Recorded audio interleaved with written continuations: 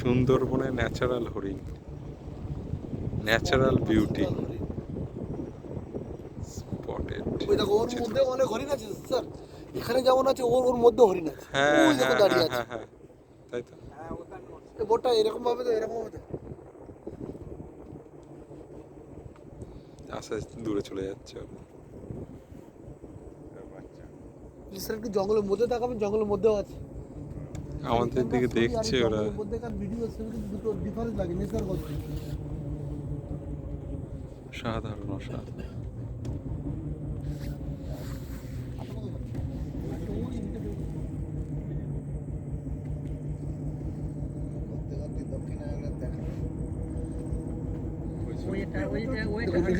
এখানে আছে। ওই তো ভেতরে হরিণ আছে গাছের মধ্যে স্পটেড। এই তো এই তো এই তো